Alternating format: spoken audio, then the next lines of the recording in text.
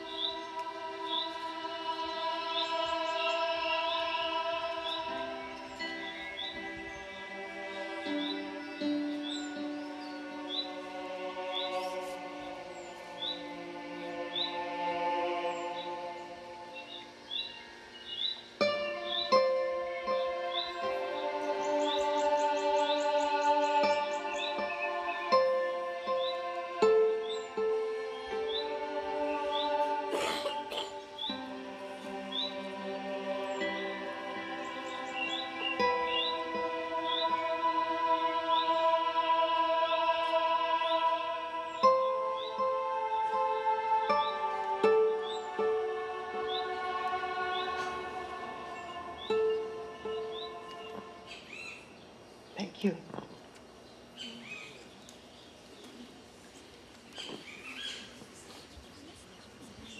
I wonder what the birds thought.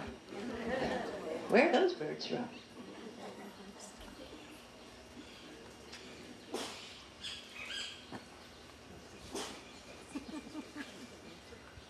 Still midnight in Mexico. Our presenters are Alfredo Corchado and Angela Kocherga. We are so lucky to have them here. Alfredo is a journalist and Angela, they're both journalists. They will discuss the state of Mexico today. Its journalism challenges borderlands in the new American narrative. Alfredo was born in Mexico, grew up as a migrant worker in California, and later moved to Texas, where he graduated in journalism from the University of Texas at El Paso. He has worked for the Dallas Morning News since 1994. As Mexico Bureau Chief, he covers U.S. policy in Latin America, specializing in Mexico. He is a leading reporter on immigration and national security issues.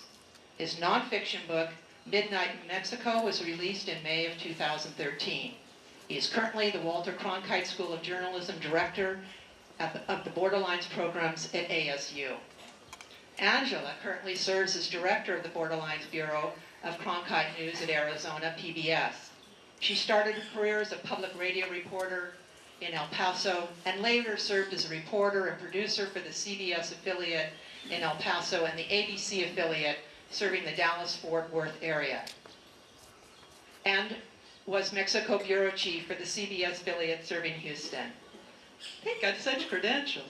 She has reported on border security, drug smuggling, gun running, and immigration issues, as well as the economic, political, and cultural influences of Latinos in the U.S. She has won 2 Emmys for her work on escalating violence in Ciudad Juarez and traveled to Honduras in 2014 for a series of special reports on the mass migration of children from Mexico to the U.S. Please welcome Alfredo.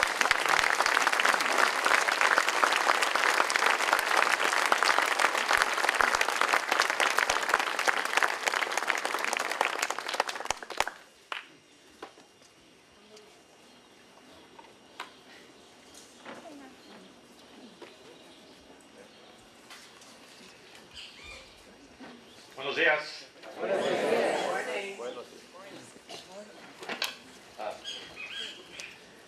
We're somewhat intimidated. David said coming over it'll be maybe 100 people or so. So as journalists, you can imagine how intimidated we are that we will be the ones grilled with questions at some point. But it's really a pleasure to be here, and just want to thank David, Kat for the wonderful introduction, Margaret, and this really all started with Barbara about a year ago or so. She read Midnight in Mexico and said, you have to come to Chapala. It wasn't very difficult at all to convince Angela. I don't think I remember seeing Angela so radiant in a while. Sure to be back. She's back. But I also want to thank Miguel Miller, with the founder of the Mexico Writers Group, who's right in the back, gave us a ride this morning from Guadalajara, and had a wonderful conversation. Angela? Well, I lived here as a child in Guadalajara and came on many weekend occasions to this beautiful Lake Chapala area, so I certainly understand why you're here. We thank you for joining us this morning. We're looking forward to having a real conversation, not just with each other, but hearing your questions in a little while about Mexico and possibly your concerns. What we thought was we addressed some of the issues that Kat talked about, the borderlands, the challenges that journalists face throughout Mexico today, the state of Mexico. And to do that, I thought I would refer in part to my book, Midnight in Mexico. Oftentimes people ask me, what is this book about? Is it about the narco fight? And I say, this book is really about love. It's about the love for my homeland, Mexico. It's about the love for my homeland, the United States. And it's trying to describe what it's like being a Mexican-American between 2 countries. When I speak to people like today, I feel like we connect in many ways. I see journalism as an incurable disease, something that you will never get away from. But I also see it in my case as a bridge of understanding between 2 countries, 2 communities. I live in Mexico City, but my real home is in El Paso.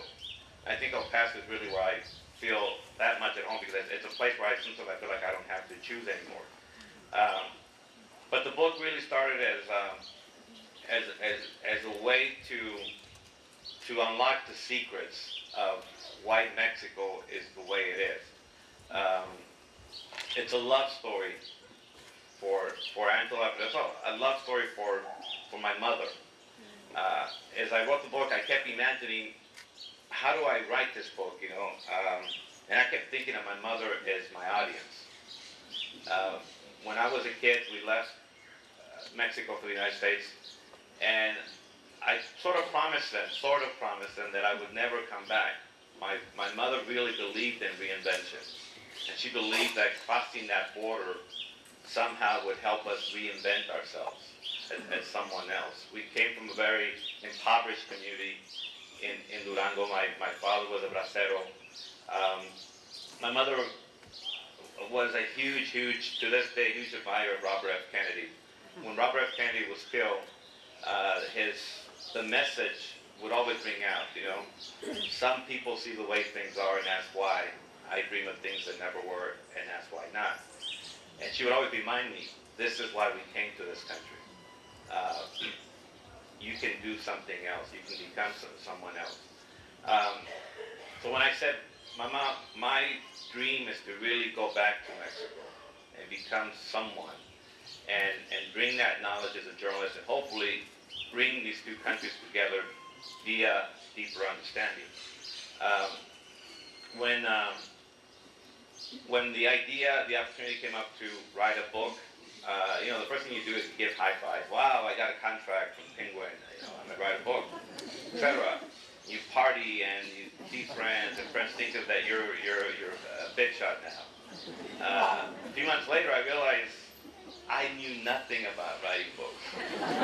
I was a journalist, so the idea of getting away from the sidelines and actually telling people what I felt, how I felt, was strange to me.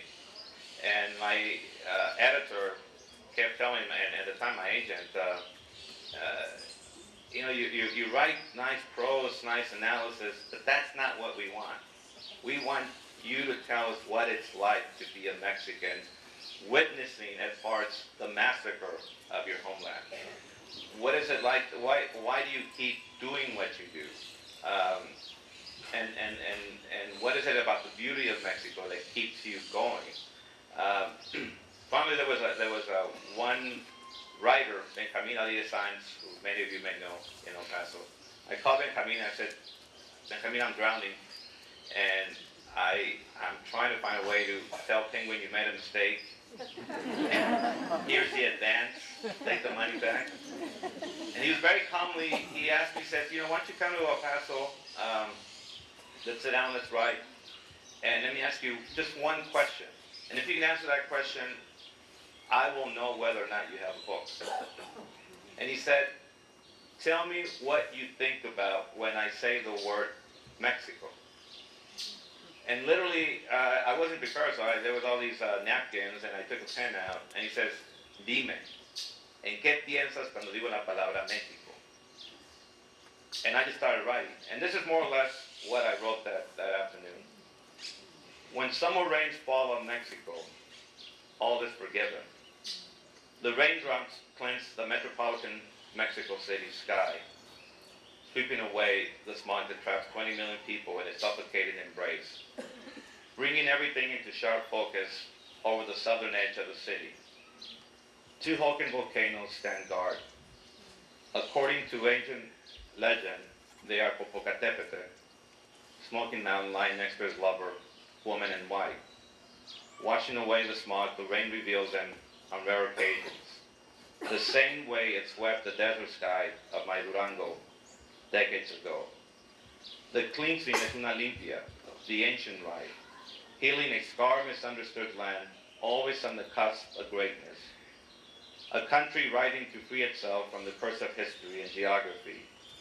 For better or for worse, tucked in the indifferent shadow of my adopted homeland, the United States.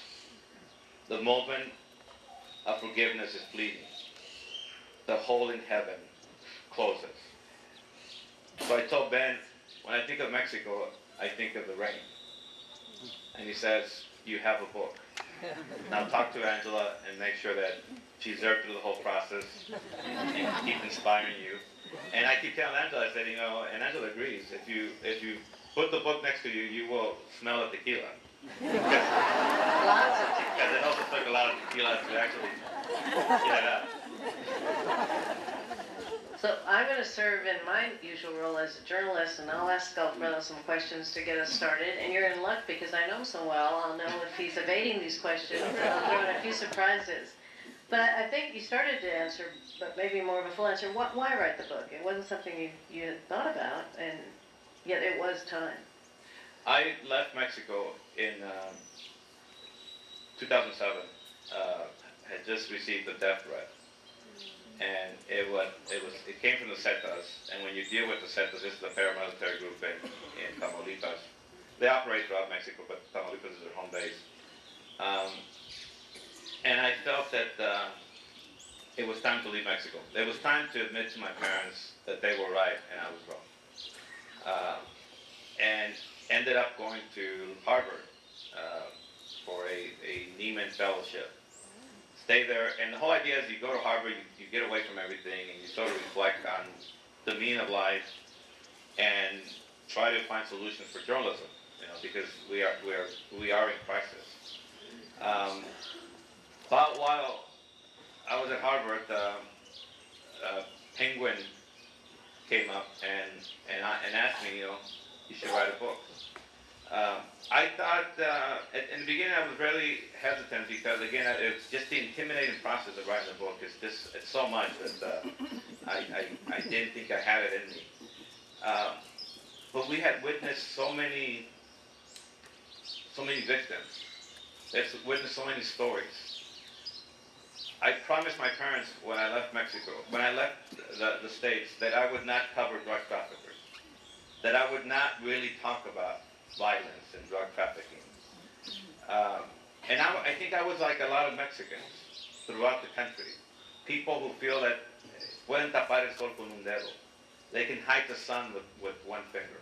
They can look away. They can just focus on the beautiful things about Mexico. And there's a lot of beautiful things. I mean, I had no trouble telling my parents, of course I'm not going to write about drug trafficking. Of course I'm not going to get into that. Because I don't really care. I grew up on the border. I saw how it works. You have demand in the United States and you have supply back and forth. But I think in 2000, Vicente Fox becomes president. And it's this huge opportunity to get the real potential in Mexico. There was the Democratic opportunity. I remember Angela and I were covering that night. We were in Reforma, Avenida Reforma, in Ángel de la Independencia. And Vicente Fox was there, and he gave a big speech, historic speech. And people kept saying, no nos falles, do not fail us. I was standing next to a guy from the State Department, and I had an opportunity. I was at the time they were telling me, you might go to D.C. and cover Mexico from D.C. And I asked the State Department guy. I said, you think it's a good idea? He says, look, Mexico has democracy now. Mexico will just become a stronger country, and it's really going to be a non-story for the United States, especially after NAFTA. It's really a one story. And I thought, okay, well, Mexico has democracy. There's a possibility that George W. Bush may get elected. It'll be interesting to cover the relationship from a Guanajuatense and from a governor from Texas. So I left. When obviously 9/11 happened, changed the whole dynamic of the relationship. But the other thing that happened was, with democracy, you had this power vacuum that just exploded throughout the country. During the PRI, I think it's important to know that the PRI, as corrupt as they are and so forth, they also had control from top, bottom. And suddenly, under the PAN, the power went to the states. It was fragmented. And it became a lot easier for drug traffickers to suddenly control entire regions. And suddenly you saw how they ended up controlling police departments, city halls, including newspapers, where they would have a person, to this day, they have a person who becomes the spokesperson. And they call in the morning to say, you will write this, or you will take this out, or take that out. That's the kind of control. And suddenly we start seeing people dying throughout the country. I mean, we start seeing heads chopped off, rolling, and so forth. And today, I was very touched by Barbara's words, but I think we also need to sort of say a prayer for the almost 200,000 people who have died or disappeared since 2006. And I think when you think of those numbers and you think of yourself as an opportunity to be that bridge, that's when I started thinking, well, maybe I should write this book. Maybe it's a way to get the Americans engaged. Because I think what's lacking in this is you have to be a bridge, not as journalists, but be a bridge as people between the United States and Mexico. I would just add, I mean, your story's about being a Mexican-American and trying to be that bridge. And I'm going to steal this term from someone who's kind of like me. I consider myself an American-Mexican, having grown up here and with one foot on each side of the border. And that's why we became journalists, to tell those stories. And I think you have a really important role to do that because you know Mexico well, like many of your friends and family back home don't. And so this affords us that opportunity really to build that understanding. The beautiful positive things and of course the other more troubling questions. So it's 2007. Angela had already left Mexico. You left in 2006. Yeah. I stayed when he went to DC and then, they relocated me to the border because they thought it would be safer than living in Mexico. And I was based in El Paso, Juarez, and spent the next 5 years covering the worst place in Mexico for drug violence. But we continue. Obviously, you guys know we're a couple of real relationship. I'd be crazy not to be in love with this woman. But in 2007, I walked onto the balcony of my sixth-floor apartment in my neighborhood of La Condesa and fixated on the thin sheets of rain falling on a late summer afternoon. In the center of a roundabout on the street below, theater students rehearsed their lines. A young valet parking cars for tips, dressed in a gray hooded pullover and tan jeans, struggled to light a cigarette. In the center, the actors moved around gracefully, around a pale blue fountain that usually dry was now filling with rainwater. Somewhere in the distance, the sound of the stream whistle of El Camotero, the man selling roasted sugar-sweet potatoes, pierced the wet air. Inside my apartment, the Eagles sang through the speakers, welcoming me to the Hotel California. My girlfriend of more than a decade, Angela Kocherga, and a friend were chatting over Malbec and tequila before we were to head out for dinner with some journalist colleagues. A tall vase of calla lilies sitting on the table between them reminded me of Diego Rivera's timeless frescoes of indigenous women gathering flowers into their arms. My cell phone vibrated in my jean pocket. I hesitated. It was bound to be work. But I didn't want to miss a tip. I set my tequila down and flicked the phone open. It was July 2007, the last time I felt safe in Mexico.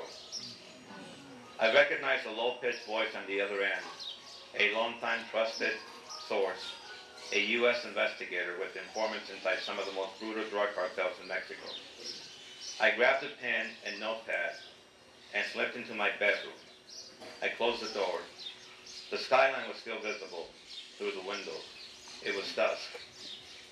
I spoke a secret code name and joked, "Giveaway, ¿qué onda? What's up?" He got to the point, "Where are you?" "In Mexico." "Where exactly?" "In my apartment." "Why?" "They plan to kill an American journalist within 24 hours. 3 names have come up. I think it's you." I get out. My feet wouldn't move. I had a fleeting urge to jump into the nearest closet or hide in the bathtub. Had I been betrayed? So that kicks off this saga, and he's obviously survived that guy. We're here. But to get back to your other question, how hard was it to write this book, to get off the sidelines? Because we're used to telling other people's stories, and you really had to dig deep and reveal a lot of personal things, painful things. I think that the hardest part for me was really being honest with my parents. After I told them that I would never cover drug traffickers, I had to go back to them and say, and my parents haven't lived in the United States for more than 50 years now. They still don't understand English. And sitting with them and telling them, "Mama, I'm writing a book and it's about this and it's about that." And Mama, you were right. Mexico is a beautiful country, but you have an impunity rate of over 95%. That means that 95% of the time you kill someone in Mexico, you're probably going to get away with it. Mexico has yet to learn to punish its people. And that was hard for her to hear. It was hard for her to hear that I was on the run and that her son could be next.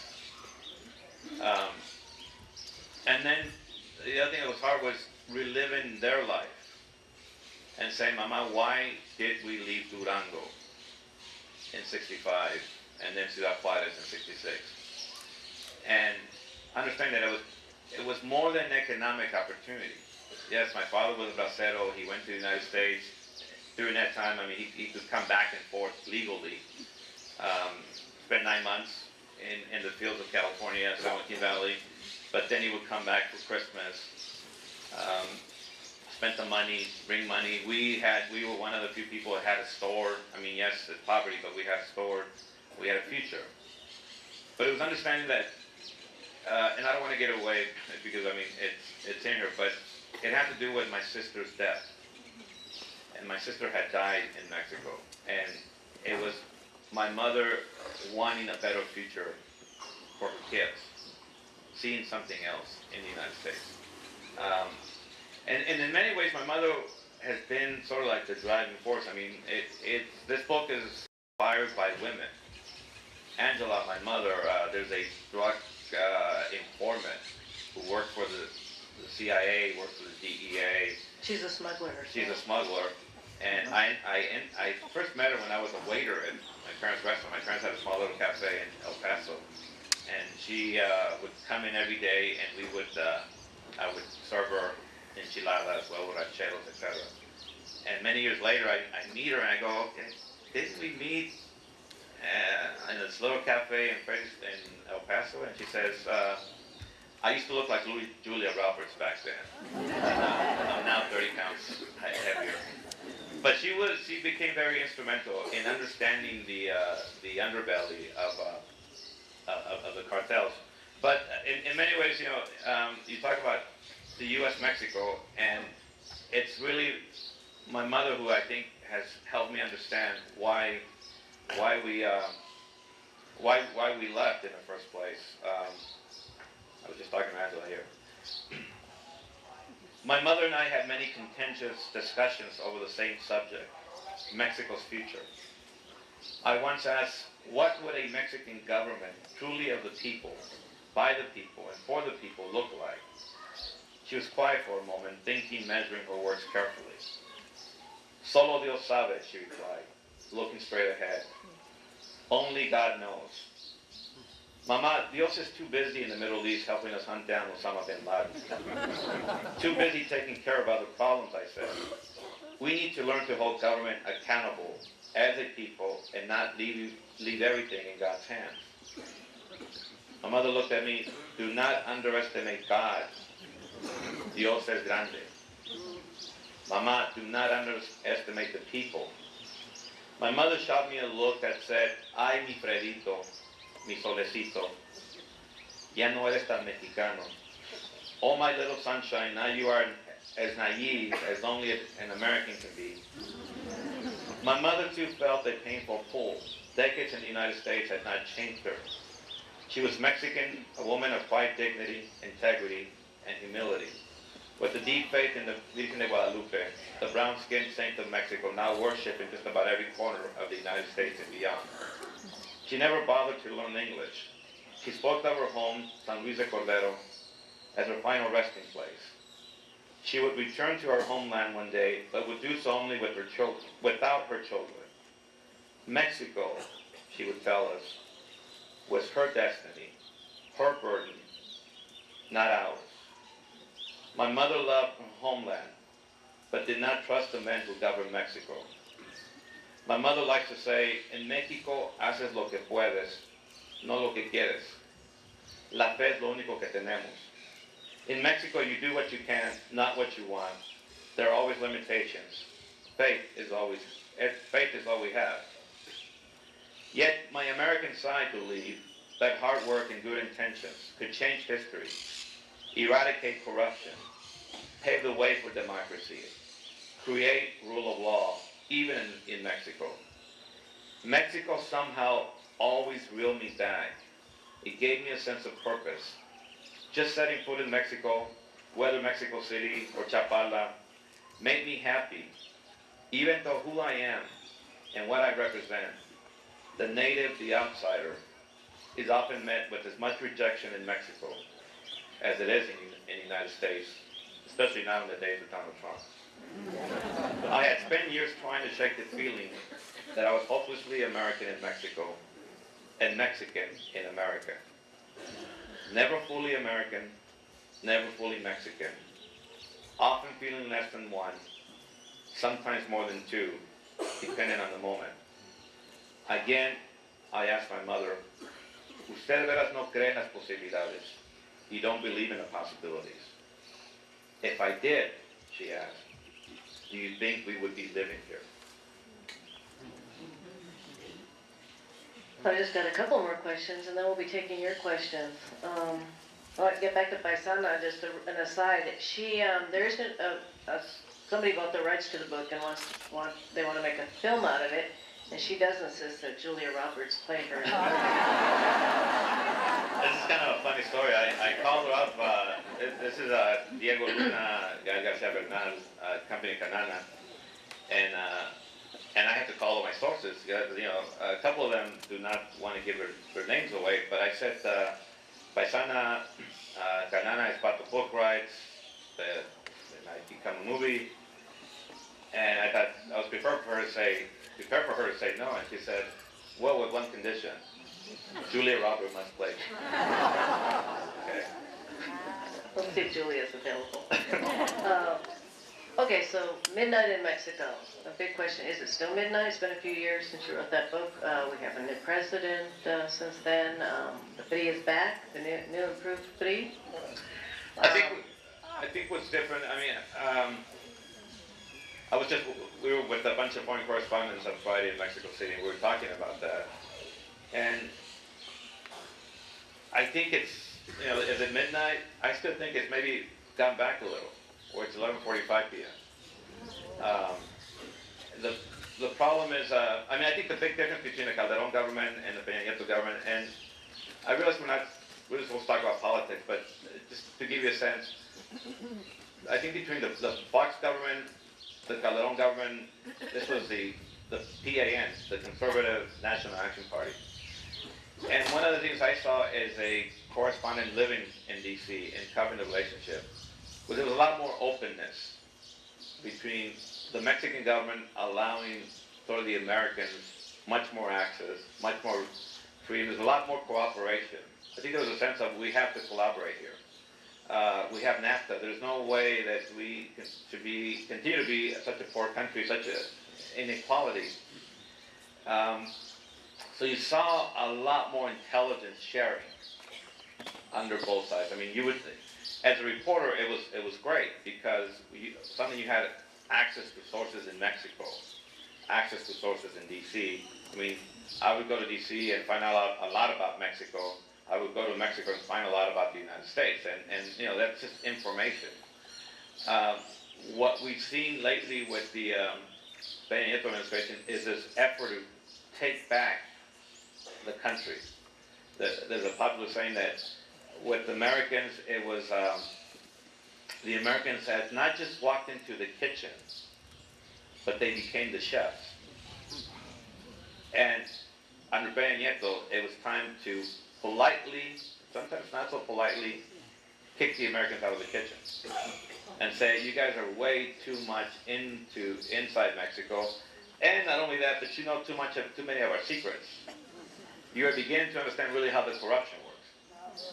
You begin to understand that it's not really a war between the government and the cartels, but oftentimes it's a war within the government because the corruption is so ingrained, it's so deep that that's why it's so difficult to eradicate it overnight. I think Mexico looking long term. I'll give one example. There's a reason why Chapo Guzman escaped last summer. This is last summer, July. That night, anyone who's anyone in the Mexican government, the cabinet, Peña Nieto and the cabinet, were all flying to Paris. I still don't understand how you built a tunnel underneath the jail. I think we talked to an architect in Mexico, an engineer who said you need at least 300 truckloads of sand every day. And how did that not happen? But I think there was something of importance that came out of that escape in that the government was so embarrassed worldwide that now there's a real effort on the part of the Peña Nieto government to try to extradite Chapo Guzman. And it's like, he's your potato, he's your hot potato, let's try to get him. The last thing we heard a couple of weeks ago is that they are keeping him awake at night. They have a dog that shadows him everywhere, to the point where it was the first time that his couple's lawyer said, we think that maybe extradition is not such a bad idea. And one of the things that we've seen with the last 3 head cartel people who've been extradited to the United States is that once they get to the United States, they go from sloppy singers to tenor. I mean, they sing a lot. And that, I think, is something that the Mexican government is a little worried about. But I think the idea of him escaping again will really doom him. I think between Chapo Guzman and the 43 students in Guerrero, that is something that, and obviously the White House, the $7 million White House that the president's wife purchased and allegedly gave away. Those 3 things are very difficult for the government to sort of move ahead. I mean, I was in D.C. last December talking to some high-level Obama administration people who will say this was such a wasted opportunity. And they say it with a sense of resignation, that they don't expect much to happen in the next 2-3 years. I think long-term Mexico will continue to muddle through, and the key is really building a country with rule of law. I mean, you cannot have a first-rate country when 95% of the time you can get away with murder. When you can kill more than 100 journalists and less than 5% of those cases are solved. And you kill journalists and you say, well, he was taking money from so-and-so, which is probably the case in some of the cases. But the bottom line is, you have reporters who are making, what? Peanuts. 800 pesos a week or less. They become so vulnerable to the corruption, to people trying to entice them, I mean, there's no real trust in a lot of the journalism circles. I mean, there's no, people don't go out there and buy stuff. I mean, you buy stuff to be informed. It's a very sad state of affairs. And that's not to say that all of Mexico's like that, because there are some places like Mexico City where you have journalists who are doing an incredible amount of work. I mean, like Casa Blanca, the White House, that would not have been done without really good investigative reporters in Mexico. Where it's normally safer to do that kind of work. In the outlying areas, it's much more risky. We're almost about to take questions. Just one thing, I'm glad you brought up about the journalists, but also we don't want to leave you with the impression that we love Mexico and we wouldn't be here if we didn't care about the country. And sometimes in the worst moments, we've actually seen the best of Mexico, of people who are out there fighting every day. Particularly when I covered a lot of the violence in Juarez, it was often the women, the mothers and the sisters and family members who were out there on the front lines, literally fighting for justice and trying to change things. And people, civil society. And so that's, I think, what gives us hope, that there really is this awakening. As hard as it is, I don't think you can put that genie back in the bottle. People are going to continue to demand their rights and justice and freedom. So. I'd like to just leave you with the times in the United States today. We have certain people, or maybe one particular person, talking about building walls. And I thought this was a good way to sort of segue into that. Angela Hugo, and Hugo was Angela's camera person. Angela Hugo and I drove the 580-mile trip from Laredo to El Paso in West Texas, hugging the line with the states of Coahuila and Chihuahua. Hours upon hours of lonely desert, unless you counted the Border Patrol trucks cruising up and down Highway 90. Since 1990, the size of the U.S. Border Patrol force had increased by a factor of 5. Past El Rio, I started counting them, but I lost count of the green vans after counting more than a dozen in less than 200 miles. Farther into West Texas in El Paso, shiny white and green Border Patrol trucks crawl alongside the fence that divided us from them. Part of the latest federal security buildup. As if a rusted 18-foot fence stretching 650 miles, part of a $2.8 billion package that locals refer to as a border wall, could have solved Americans of their longing for drugs or their desire for cheap labor to keep the price of fruits, vegetables, and services low. As if sheets of steel and drones could keep out the mess Americans helped create. We were bound by blood, and nothing, not even that wall, could undo that. The dry, rocky hills of a spectacular Big Bend rose not far from the winding two-lane highway. The border somehow out to the left. The winds picked up, breaking the summer heat, a sign that autumn was on the way. The vast blue skies expanded, clouds rose from the horizon. Vast stretches of land and arid ranches and hills separated towns with names like Zorro and Guadalupe. It was hard to tell where Mexico ended and America began. It is one of my favorite parts of both countries. The border, Carlos Fuentes once wrote, is a scar. I looked at Angela and thought, we are the wound.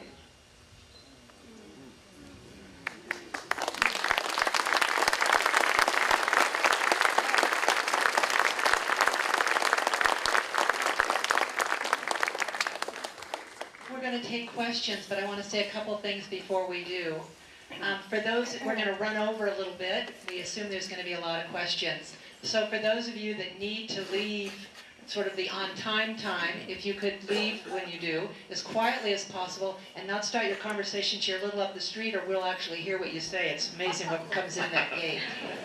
The other thing I want you to know, or we want you to know, is that they're both going to be over at the Nueva Posada. They've got a pile of books. You can have lunch and talk with them and learn more. I'd also like to say, when you ask your questions this morning, if they could really be questions, as we want to gain as much from them as possible. I know it's so tempting to make lots of comments. So comments short, questions welcome. So if you raise your hand, somebody will come around with the mic. As you can see, we already got lots. Somebody will come around with the mic. Oh, it might be my mic. Who wants it most? Here.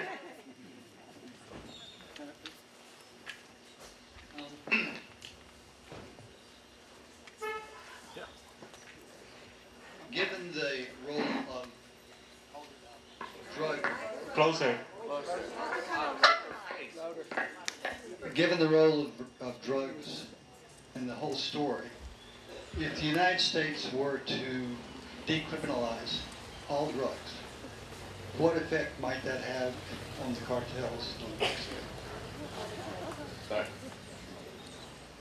Well, I mean, it started already with marijuana, and we've actually seen an interesting phenomenon where some of the higher grade marijuana is being smuggled into Mexico, small quantities. It's about a culture of contraband. It's existed up and down the border in both directions for years. So if they legalize certain drugs, or even all drugs, they'll look for the next best thing. And we've seen the amount of meth and heroin going to the U.S. skyrocket. Very dangerous drugs. And so I think it's more about organized crime and smuggling as opposed to which commodity it is. So you have a good analogy of that. I have an analogy. I don't know if it's good, but I always think of this. I mean, I imagine one day Michelle Obama telling President Obama, "You know what? It's enough of it.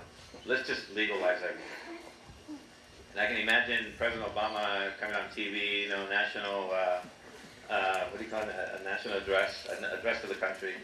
We are now legalizing everything. Drugs. And I can imagine Chapo Guzman in jail and thinking, oh my God, this is terrible. And all the other new drug traffickers, just saying, damn, maybe we'll go to Chapala, or maybe we'll go to the beach and actually relax. And then I see Michelle Obama saying, Barack, there are too many obese Americans. And I think the reason for that is galletas Marias. Too many Americans are eating galletas Marias. Many Mexican cookies. And suddenly he criminalizes galletas Marias. Yeah. And I can see Chapo thinking, damn, we're back in business. And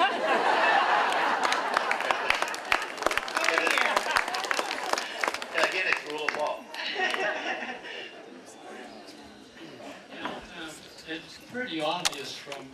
what you've told us, that the worst problem they have here is the police forces being controlled in many cases and working with the drug people. But the worst crime, and which you did mention, is, since I've been coming to Mexico, is the killing of 43 students. That's the worst individual crime. And it's well known that the police were involved. And yet the federal government has taken no action. Why would that be, that the federal government has not taken any action in investigating the police, charging them? I would say that the federal government would claim that they have been taking action, and they continue to say, you know, that they're doing this and that. But the more they talk, the more they look into things, the more ridiculous it really becomes. And I think this is kind of an opportunity to where what you can do. I often think, I mean, I cover a lot of demonstrations in Mexico as a result of the 43. But I come to the conclusion, and I came to this conclusion after being with a Mexico City taxi driver. And you know that whenever you talk to taxi drivers, they sort of know things much more than I think we do as journalists. But I asked this guy, I said, ¿Qué es el futuro de México? I mean, how does the future of Mexico look like? And what do Mexicans need to do? And he reaches with his gut compartment and thinking, oh my God, he's going to take a gun out, damn. And he pulls out his smartphone. And he says, we can't just blame the government. We can't just blame the police. We have to shame them. We have to keep taking pictures of them when we see them, you know, taking money, etc. And I think that is one of the things that gives me a hope in Mexico. Whenever I see these exposés in the local media, but not just the local media, it's on social media. And you see it much more of that, and I think that's having an impact. I come to the conclusion that Los Pinos, the Mexico City government, Peña Nieto, his people, they will listen more to you than they will to what's happening on Avenida Reforma. In other words, all these protests that go on, it's like, oh, let them vent, let them get out of the system. They'll get tired. But yet, every 26th of every month, people are out there protesting. The parents are out there protesting.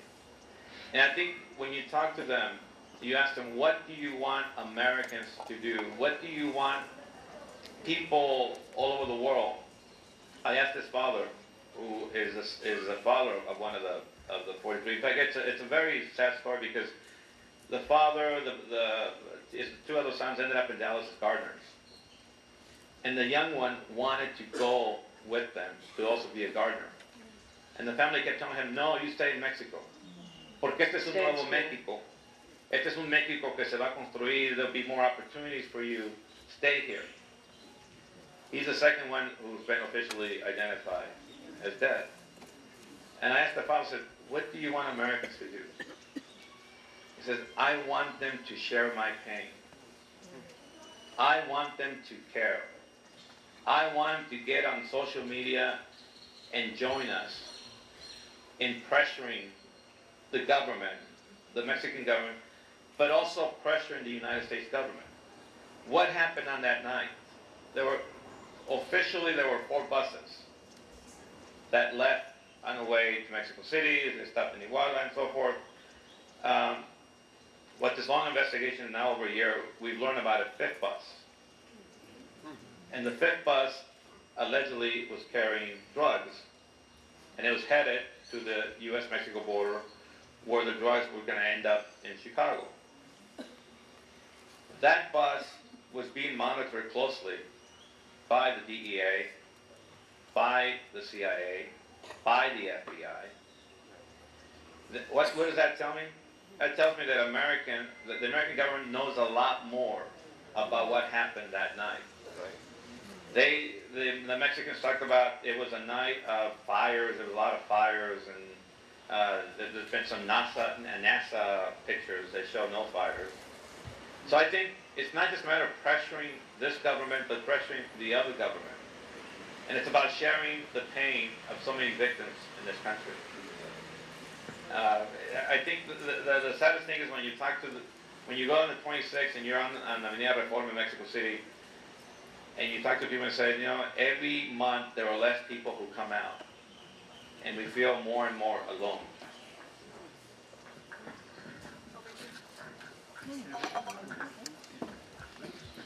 Do you think that with Mexico switching over to the U.S.-style judicial system with jury might help prosecute some of the criminals?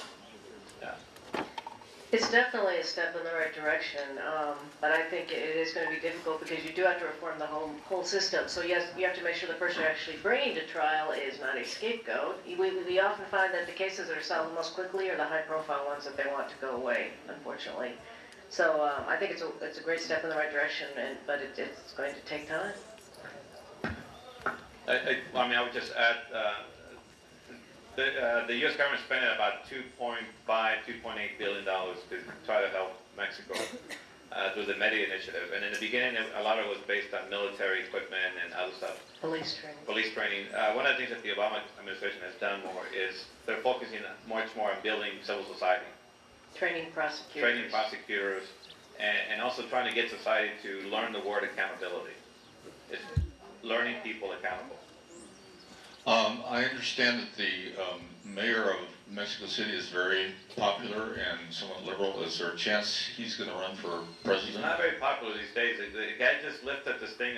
Now there's 1 million new cars on the roads of Mexico City. There are a lot of people who are very frustrated by that.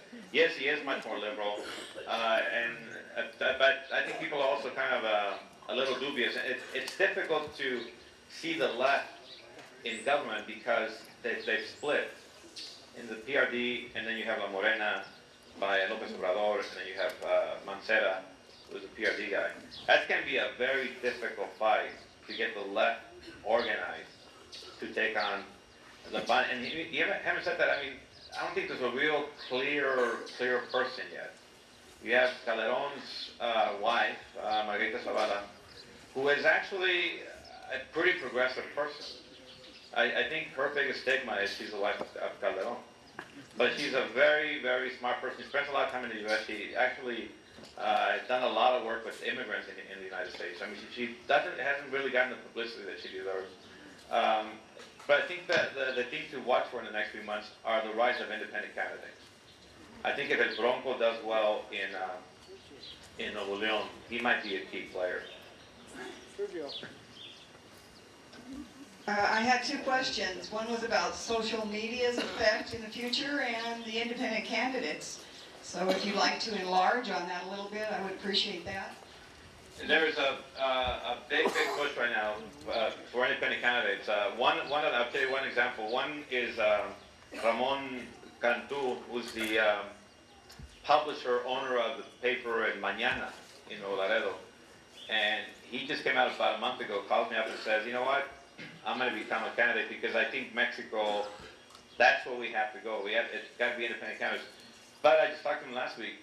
He needs, I think, something like 30,000 signatures within a 2-week span. I think he's at 14, 15. He might get it, but Ramon's a very popular guy there. But the roadblocks are so huge that, I mean, it's going to be tough. I think if Bronco can do some good things, that might inspire a lot more people. What happened a few weeks ago at the Topo Chico jail in Nuevo León, I think it hurt him some, but it's too early. Social media, it's been a really interesting phenomenon, and the impact has been incredible. I mean, especially in the journalism community. You have journalists who have organized people in Norway, Sweden, France, even China, pressuring, sending messages to the government. I think that is something that the government did not really expect. That kind of pressure from outside, and that is having an impact. It's having an impact because I know a lot of the foreign diplomats, And now their job is to constantly be trying to counter something.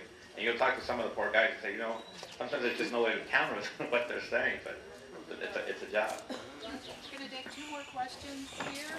And you. I'll be very short, sir. That was wonderful. The real problem is the world. Too many people in the world are self-gaining to hell with other people as groups and individuals, and it's unique all over. And I wish you luck in the solution. My question is about Juarez, because I know that that's kind of your home. What's the situation there? We've heard good things, but we're not sure. We were just there a week ago covering the Pope in By Juarez. the way, we apologize for not being last week because we were covering the Pope. Covering the Pope, blame the Pope. And it was incredible. Juarez has seen a dramatic decline in murders. Lots of debate about why that happened, so it is not as dangerous. People are able to go about their daily lives. There was a time where people would rush home after work and school and lock themselves up. And now it's come back to life, and they're rebuilding the city. And I think the Pope was a strong symbolic moment of healing. There's still a lot of work to be done, and there's a lot of work to be done for the generation that grew up in that horrible violence and those young people, to give them options so they aren't lured into organized crime and actually have a positive and productive future. Kat, if it's okay, this is just 2 paragraphs, but I usually make it a point of reading this when I'm around Americans or when I'm near the border. But it's kind of, I think, it captures the spirit of who we are as a people. And to me, this was my moment. I mean, I spent a year or so writing this book, and when I wrote these lines, that's when I felt like, okay, I accomplished what I wanted to do. I'm a huge fan of Zoe, it's a Mexico City band, and there was a lot of music on Gabriel, a lot of music that kind of helped me through. But this is in the backyard of my parents' home in El Paso, and I'm trying to figure things out. Suddenly, the rain came in. It was August, the August rain. Suddenly, lightning flashed, and the thunder boomed louder. The skies opened wider, and the rains turned ferocious, pelting everyone, forcing us to scramble for temporary shelter underneath the roof of the patio. The rain poured, and it kept pouring. The song Luna erupted. Silencio, the lyrics sweeping me away, the tide rising to the rhythm of a volcano. It was, in my opinion, a perfect afternoon. I stared into the distance. We are the same geography, one blood, 2 countries dancing out of steps, 2 souls still clashing. My feet were planted on U.S. soil. Mexico was in my sights. I did not want to be anywhere else or be anyone else. At least at that moment in my search for a home, I felt I didn't have to choose anymore. I looked towards the Rio Grande and tried finding its meandering waters. I imagined myself floating on the river, the border, underneath the rains in the currents of a shared turmoil, without having to pick one country or one side over the other. If only I could swim, I thought. If only.